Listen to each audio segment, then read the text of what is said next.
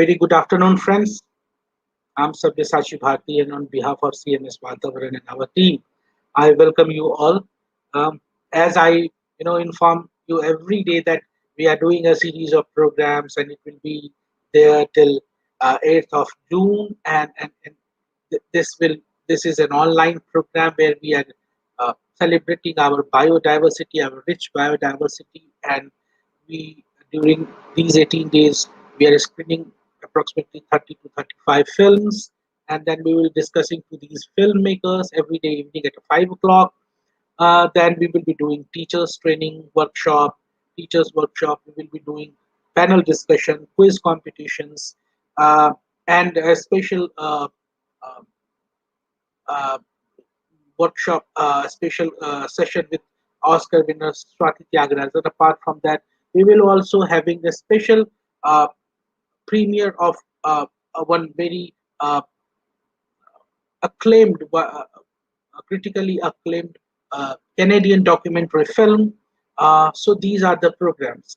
Uh, as today we were supposed to talk to three filmmakers from Northeast, and they are related to a very organization based in Tezpur, that is Green Hub. But these three filmmakers whom we promised you that we will be talking are in a very interior and in a very remote part of the Northeast. So and internet was not there, so we are last time we were not able to talk to them. Instead of we have two very interesting filmmaker uh, and an authority from Green Hub talking to us. We have with us Bonti Satya and Teda. So before I formally introduce you, first let us welcome them. Hello Teja, hello Bonti. Hello. Hello. Yeah. So friends, as you know, Teja, also known as Tejavico Chess. Am I pronouncing correct, Teja? Yeah. That's fine. That's fine. Okay. And he's from Nagaland and Kohima, and he did his masters in archaeology. Right from his childhood, he had a passion for animal world, and with insects topping on list. At Green Hub, he worked on a project with a tree documenting insect as bioresources and traditional knowledge of communities related to that. His film Rearing Giants, which we are screening right now on the social media platforms of CMS Vatavaran. It was winner in the emerging filmmaker category, natural history at the Nature in Focus 2020. He wants to combine wildlife conservation work with documentation of uh, customs and traditions of people, much of which is disappearing. He also wants to pursue wildlife filmmaking and make films that raise awareness about the natural world and make people appreciate it. Teza also love traveling and trekking. And we are with us, Miss Bonti Sakya. And Bonti Sakya has been associated with Green Hub since its inception in 2015. And she currently works as the Senior Programs Associate and Admin there. Friends, Green Hub Fellowship in Tezpur, Assam is 1 year residential fellowship for youth across the northeast region of India to learn about environment, wildlife conservation, and climate sustainability through the medium of filmmaking. The fellowship is especially for youth from remote areas and marginalized communities who are interested to learn but do not have access to such training. But uh, to know more about Green Hub, I will request Bonti Satya to tell us a little about Green Hub. So, Bonti, the people, the viewers who don't know about Green Hub, please introduce us what Green Hub is exactly, and how it works, and the accomplishment you have achieved till date. Uh, Tell us a little about Green Hub. Yeah, so hello everyone. It's so nice to connect you here with Sabya Shachi here. And thank you for this opportunity.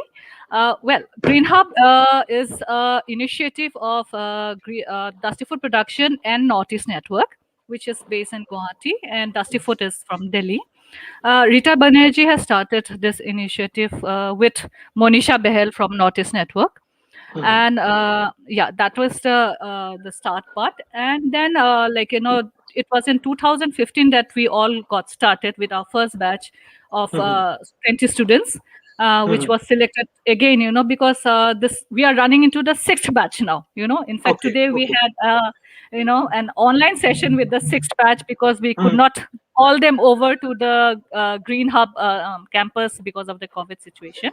Haha. Yeah. So we had an online session with the sixth batch. So it was a thrilling day for us.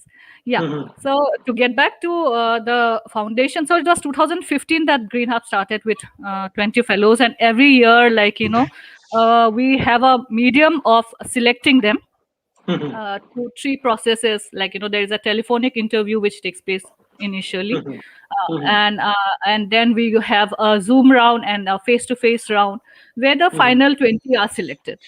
Okay. So this processes is quite tough in a sense that out of 20 applications that we receive or 200 applications that we receive every year, selecting the best 20 is quite a tough job for our jury members.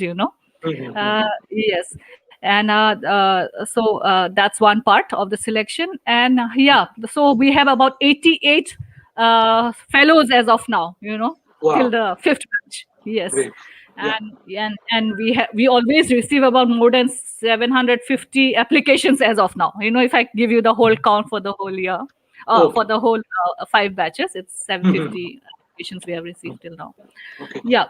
So what I can say is that we choose this visual medium, to reach out to not only to the fellows, we train them in this visual medium so that they can reach out to the communities, you know Okay.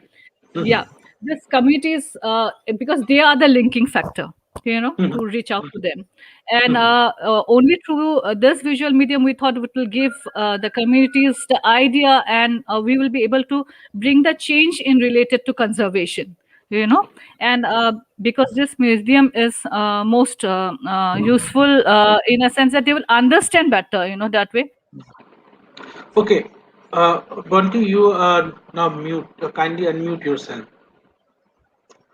Actually, friend, Bonti is in Tezpur, and the internet scenario, internet speed is not good there, so that's why we are not able to see her, and that's why these kind of problem we are facing. So, Bonti, can you hear us? Can you unmute yourself? No problem. Once want to rejoin us before that, want to, you know, ask you something. As we were going through your biography, it's written that uh, you are a archaeological student. You had completed your masters in archaeology. So, Teja, archaeology to the wild filmmaking, like uh, how and why, when this transition happened, and like why you decided to be a full-time wildlife filmmaker, or are you working somewhere and it's your hobby which you are pursuing by making films? Yeah. So for me, I decided to go full into wildlife filmmaking when I was doing my masters in archaeology. Mhm. So at first, I joined archaeology thinking that I'll become an archaeologist Mhm. to pursue my PhD. I Yeah. sorry to disturb No, you. no. I was so much fascinated with archaeology that I wanted to go in archaeology, but I also came into the film media and advocacy. So that's why I can feel the passion when archaeology. When you talk about archaeology, like I also feel like, oh, this was my subject also. So yes, Mhm. please go ahead.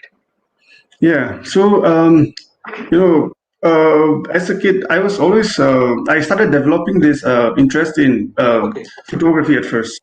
Mhm. So as I went on, I didn't really and photography became into wildlife photography and Uh-huh. filmmaking. My interest for filmmaking, and after that. But I like all the institutions there in like the country. Like it's very expensive. The courses are quite expensive for me. So I never really find the courage to spend that much of an amount to go and do my studies in filmmaking or something. So after I did my bachelor's, I thought I was never really into academics, but I thought that that was the only option that I have. So I went for archaeology because archaeology is a very multidisciplinary subject. So Yes. there in a way it's quite fun for even a person like me, because you get to study zoology, botany, chemistry, everything all together, history, anthropology, everything together in one course. So I took up that course, and as I went on during my second year, I figured that the world of academia is not really for me, and that and right after that, at that moment, I got to hear about Green Hub, and then that was when I decided that I'm really going for the wildlife, a So career in wildlife. how you hear about Green Hub? Like it Green was Hub, yeah. some of your friend told you about, or you had seen some advertisement where, how you came to know about Green Hub and its fellowship? So my brother, he was working in different NGOs in Assam at that time, related to wildlife conservation. So somehow he got information about Green Hub, and he told me about it, and that is how I got to know about it. Yeah. Okay. Probably Bonti, are you with us? Again, yeah, it's just coming and going. I don't know. The network is just playing up. I'm so sorry about this. Yeah. Let me So ask you, like, should I continue to where I stopped? what I'm doing is I'm dividing it into different, steps. So let me go through step one. So if I want to, I'm sitting in Delhi, and if I want to be a Green Hub Fellow, is it possible? And if possible, then what is the process? From where to start? Okay, well, to tell you, this is only a Northeast based Not fellowship program, actually. okay. Yes, it is Mm-hmm. specifically only for the Northeast. So Mm-hmm. we have our fellows only around our 7, 8 states of Northeast. Okay. Yes. Okay. Yeah. So okay. Yeah. So then, So if the process someone as it is, from yeah, Northeast yeah. want to uh, go for Green Hub Fellowship, how and what he should, how to start? What is the first step, and then on. What are the steps? Hello. Yes, Yeah. we have Yeah. an application. Yes, we have a yes. The first step is like we definitely need an application from them. Like we have an application process. Can you hear Mhm. me? Yes. Yes. Yeah. So we have an application that application form where they have to fill up their details in the form. You know. So Uh, they s- they yes. can So they that is can the submit first go about like what where we what take all the information and yeah, and they have yeah, yeah. they can We have a they deadline. submit? Like Okay. yeah. So how many times in a year Yeah. you are inviting? How many times a year you are inviting an application? Twice, thrice, once in a Well, year? n- no. Oh, once in a year. This is once in a year program. So it's Mhm. once in a year where the application opens from the month of December till about Mhm. February when we start the process. Yeah, Mhm. till Friday is February is the last option. Yes, and we Okay. start the interviews from the 1st of March. Like from the Mhm. March onwards, we start with our yeah the interview So, processes. Yeah. so basically, what are you searching in a candidate? What type of candidate you are uh, trying to have?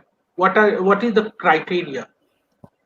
What are the criteria basically to accept? Well, yes, actually, the juries, that we have, over the years, they're the best to Mhm. actually, answer to this, how they go about. But yes, we Mhm. definitely see that the person, like the fellow, should have Ah. their interest and passion to, Mhm. not only photography, but they the environment around, a little to say that some eye view, of what they're looking for. They should be passionate about conservation a bit. The training of the camera can be done. We can teach them. That is not an issue. But they should be at least have that love for nature, which is very important, because and not only love for nature, they should be able to understand their traditions, cultures, their environment. They should be basically understand that, and then want to do something, to bring change. Yeah, to bring change in their community, say, to the world at large. Yes. Okay. So so your definitely selection these are process the few over. criteria, and the rest, of course, our juries are they are all masters in selecting the best. So you have completed your selection process. Now you had 20 Yes. fellows. Then what? Hello. Yes. Yeah. Then With what? the interview. Please go ahead. Okay. Yes. Yeah. So with the yeah. So we call the resource people. We have our resource people. Yeah. Hello. Yes. Go ahead. Yeah, we have our resource people, from all over, from the north and everywhere. These resource people are basically filmmakers and even conservationists. So they pitch in at different levels. For the 3 months. The first 3 months, our program is divided into 2 sections. First is a training section of almost 2.5 to 3 months, and then we have a 10-month of internship program. So the first 3 months of the sessions, these resource people, who are filmmakers, who are conservationists, they would come and come to Green Hub at different levels to train our fellows in the field of photography initially, with all the stages of the camera, the video, the edits, the storytelling, all these sessions. And the conservationist also comes in between to tell them to what to look for in nature and how to go about the process of conservation, with open mind. That's an open chapter that has been taught to them. Yeah. After that, we link them with the 10-month of internship that I said, that we link them with the different organizations. We have a whole lot of organizations with us. More than 34 to 35 organizations we are linked up as of now. And these organizations, we are partnered with a signed MOU. We partner them, and to them we send our interns. And they are on field with them, and they document the organization's work, that we understand the organization's methodology of work, and learn also in field. As they are directly on field, they know about the situations prevailing in that area or with the organization particular of that area. Yeah. So that way, they are in field, as well as they come back and they start with their edit work, of whatever they documented. So it's a two-way process that keeps on happening for the 10 months. Yeah. Okay. Yeah, great, Bonti. Thank you. It was really a very good information, and I think people from Northeast, the youth from Northeast, they should must get these kind of opportunities, and you are doing a great job. Now you have 88 fellows. That's a wonderful news. So coming back to you, Teza. So when you came to know about this Green Hub Fellowship, then you applied. Then what happened? What was the process? Yeah. So in the application form, we have to have fill in some details about our passion in filmmaking. Passion in wildlife conservation, this and that. So after the written application was sent, we had a telephonic conversation with the jury. And after that, after the telephonic conversation, if you get selected during the telephonic conversation, then you go for the face-to-face interview in Green Hub campus. Yeah. So after getting selected, you have opt some non-governmental organization, or they had given you the list, or a single organization to choose. So by the time we are ready for internship, it was already 3 months into the fellowship, with our beings. So by that time, Green Hub, they had a very good understanding of, who is interested in what kind of, subject matters. So for Okay. me, it was on insects. So Oh, yeah, that's how I got to work with, an insect project with A3. okay. So, can you tell a little about this project of A3 which you were associated with Yeah. during the film? So this project, when I joined in the project as an intern, it was Mhm. the project was already going on for two years, I think. So Mhm. it's a project that is funded by the Department of Biotechnology, and Mhm. over there in the project, I mean, my partner Dipen, who is also a fellow, Okay. our task was to come up with some documentary films on edible insects of the Northeast. Mhm. So we started with Nagaland. Yeah. Mhm. So you will be making. Today we are having one film which we are screening. So you will come up. So you have to make a series of films, or this was the film. No, we made two films. Okay. So yeah, one is the film that you are screening right now. That's the Ah. about the giant hornet, and another one we made on another hemiptera, a bug. Yeah. Mhm. So, uh, how easy or how difficult was making film in uh, on these subject, and was terrain easy, or probably it must have to be a hilly terrain. Yes. So was So yeah. So was it easy or difficult? Like because uh, when why I'm asking you, because when people they listen the word filmmaking, they think, oh my god, lights, camera, and action, and gold and glitter. So that's why I want to understand that, it was very easy and very, or was it very difficult? uh, I won't say it was really easy, or I won't even say that it was very difficult, because I don't have much to compare with, because it was my first documentary film that I made. So Mhm. for me, yeah, but it was physically and mentally very straining, because Yes. I mean, you have to, like, being in the Northeast, like, and going into the jungle to shoot all those things. Like, you have to hike up to the mountains for 1-2 hours continuous, because the locals over there who is going to show you the insects, they're not going to rest and wait for you. So Mhm. we're just there to document. So we'll just hike up with them with all the gears, and maybe after 5 minutes of setting up our gears, we'll have to start rolling. And so excuse me. So it was very hectic, and also it was fun also.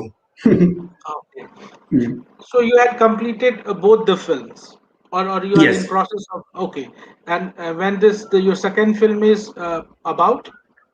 It's about a sting a kind of sting bug. Excuse me, I'll just drink some water. Ah, no problem. Please.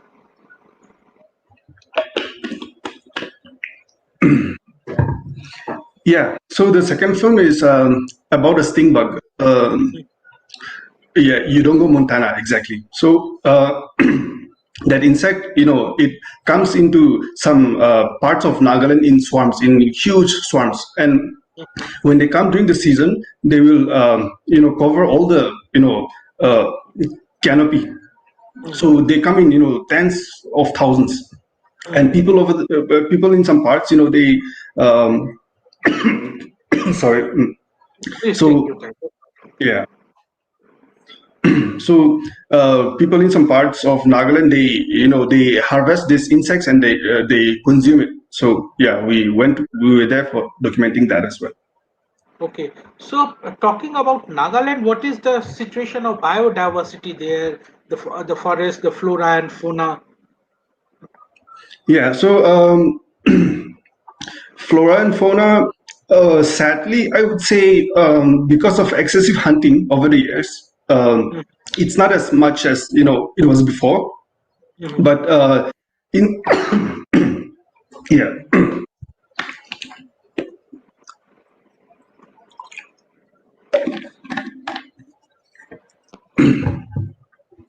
but comparing to bigger mammals, insects are still very much present in Nagaland.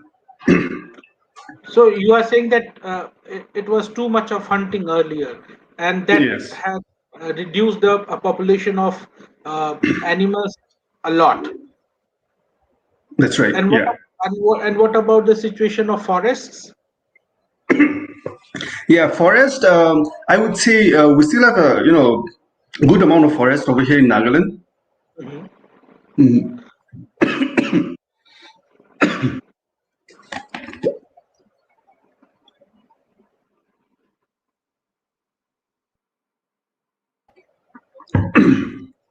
Yeah, sorry about that. No, it's all right.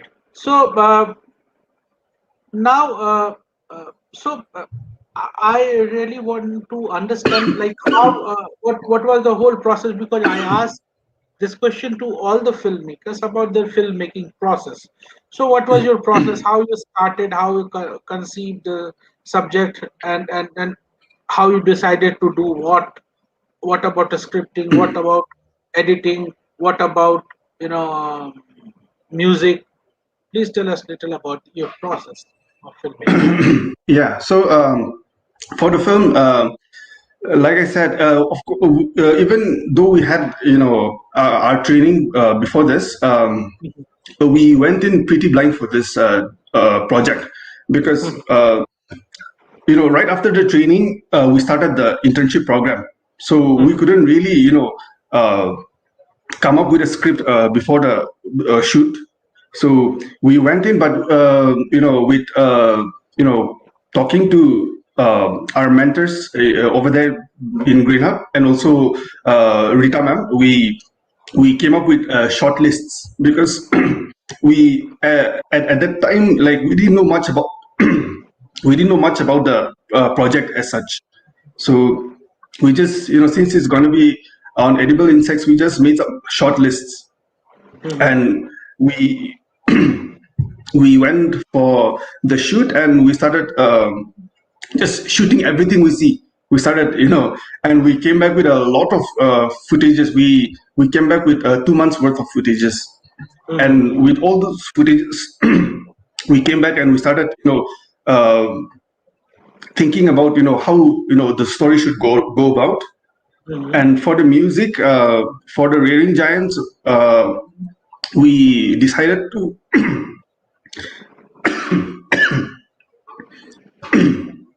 yeah. So for the Rearing Giants, we decided to use no music at all, and so it was all recorded. We just used all the sounds that were recorded from the field.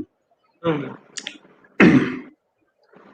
So, although you haven't used music at all in your film, but according to you, how important is the music for any film, especially documentary or environmental documentary film? Yeah. So I mean, for use of music would be, by my understanding, it would be to amplify the emotion. Mhm.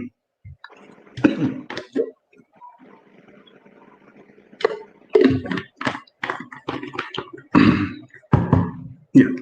So Take a break. Take a break. Let it settle, and then settle it. yeah, Bonti ma'am has a network issue, and I have a throat issue right now. Uh, no problem. So yeah. So you had decided not to use music in this documentary. Why you have decided not to use music in this documentary, and how important is music for a documentary?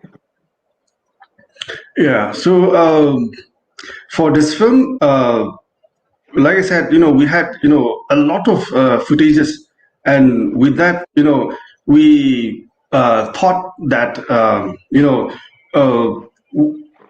we without music, without any kind of music, it will be much. It will be more simple and more more engaging with Okay. people, because Mhm. yeah, at that time, you know we like, and still now, like, we like our choice of music, and the resources that are there, out there for us, that we can get on free, like it's very still limited. So we just thought to, do away with music and just use natural sound for that. Okay, okay. And then what is the process for scripting? Like, what was this script process? Have you had already had a script before going to shooting, or you you just had done shooting and then you had decided to write a script? How your script process went? And Yeah. yes, please go So we shot first because, like I said before, right after the training was over, me and Dipen, we went to the field to shoot for this project. So ahead. we didn't have any time to, think about what the subject is really about and to start making a script. So we went into the project pretty blind, but like 2 months in shooting in Nagaland, like we started figuring things out, what was what, and this and that. So, and at times, things got pretty scientific for us as well, because it's about insects. And we had to do a lot of research to exactly know what it was really about. So Mhm. when we came back from the shoot, we sat with Rita ma'am, discussed how the story, in which the direction the story can go. After reviewing all our footages, uh, we watched our footages over and over again with different people to get opinions from them, because Green Hub is all about that. We work together as a big team. So even though the film was shot and edited by me and Dipen, everyone else's mind is on the film. So we would discuss on how the story would go, and we had a lot of back and forth process. We would edit it in one pattern, and it won't really work out. So we would reshuffle all the footages again. And, yeah, it was a long Okay. process. So, and what was the format of your shooting? What camera do you use? And So from Green Hub, we brought two SX60, Canon SX60. Those are two bridge cameras. And Mhm. we had our own personal cameras as well. So mine was a Nikon D7200, and Dipen's was a Nikon D7500. So we were all shooting, every time we shot in 1080p. Okay, great, great, Yeah. great. So, what next? After the fellowship, I started working with. I continued working with A3 as Mhm. a junior project fellow. So Okay, right now, I am being tasked to come up with a coffee table book on edible insects of the Northeast India. great, So great.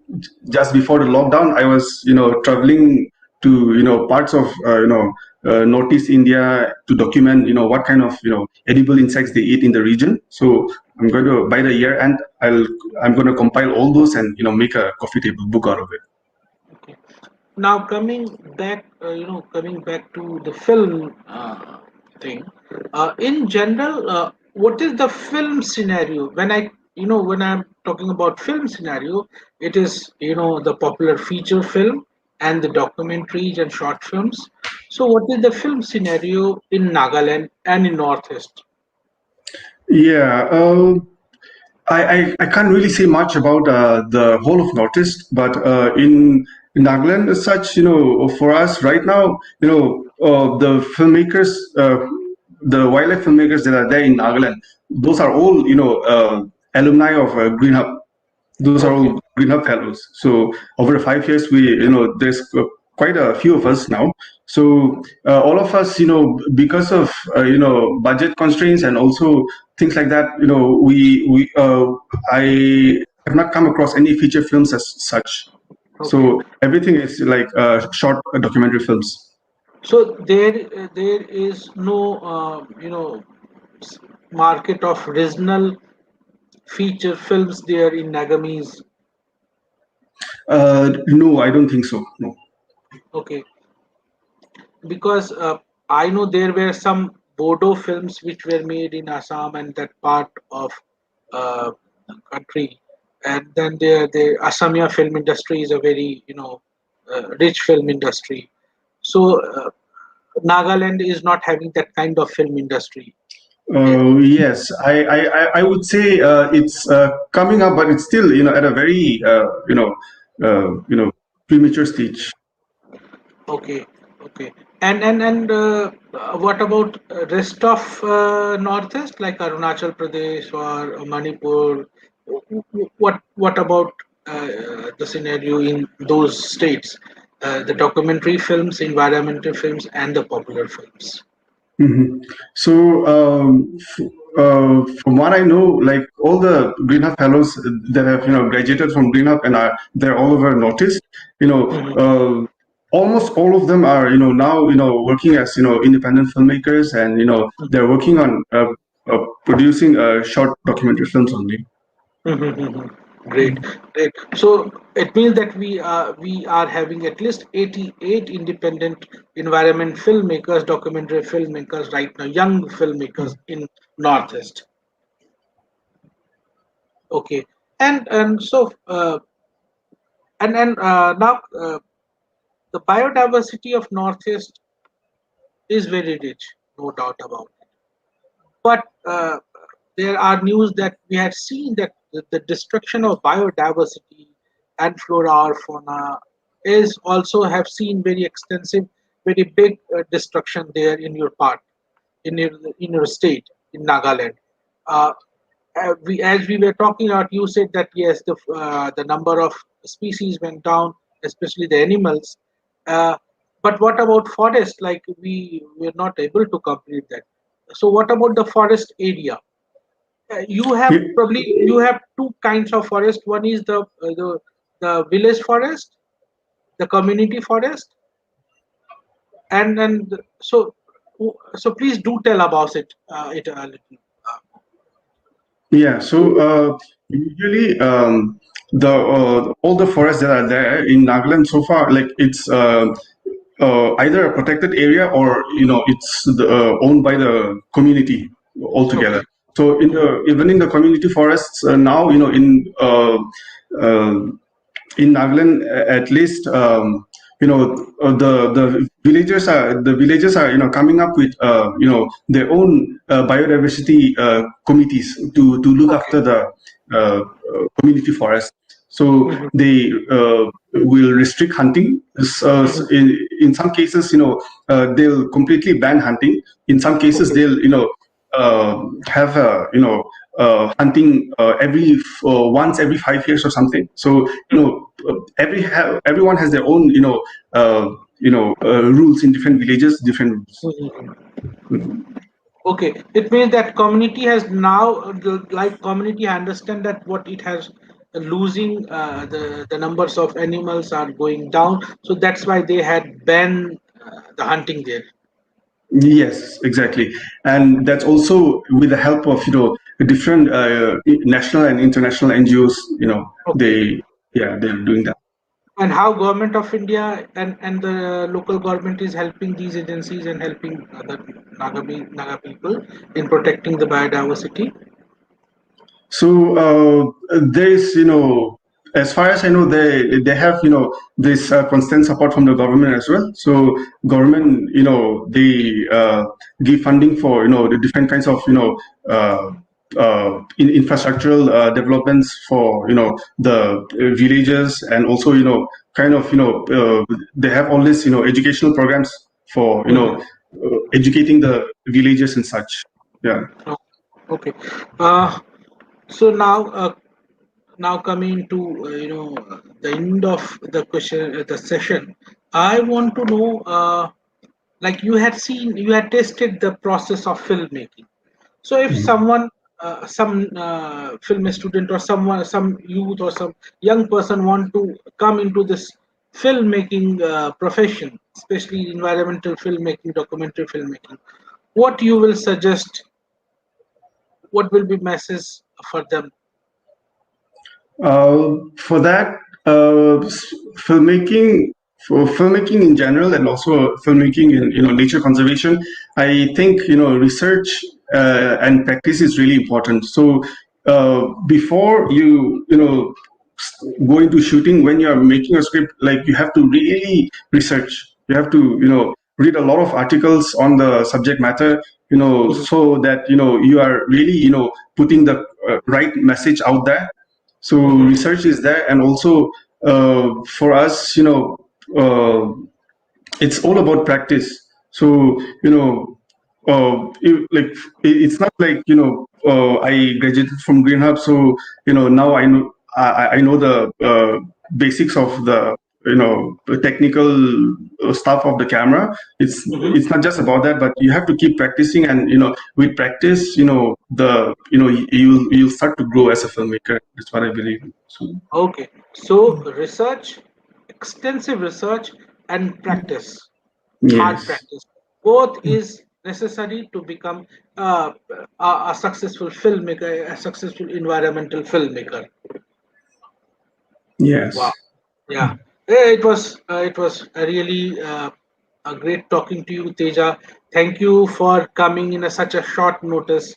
yeah. Thank you. Yeah, and sharing these things with us. Thank you very much Yeah, and for participating. Have a yeah. great Thanks for having me. Yeah. Good night. day. So, friend, this was Teja from Nagaland, and the internet connection was not so great. That's why we won't be the connection from Tejpur got disconnected. That's why we won't be able to talk about Green Hub a lot. But certainly, you can go and you can Google Green Hub, and you can certainly apply for the Green Hub Fellowship if you are from Northeast India. Please go, please apply for the fellowship. Uh, and it's a great opportunity for all these youth from Northeast India. So, friends, this was today's talk. We will come back tomorrow with having a new session with some other prominent filmmaker, environment filmmaker. Last not the least, I want to really express my gratitude towards our program partners, Canadian High Commission in India and European Union in India. Uh, and of course, by our team in CMS Vatavar, because without their support, having these kind of programs would be possible. So, thank you for listening and watching us, and we hope to have you tomorrow again with in session with some other green filmmaker of our country. Thank you very much. Have a great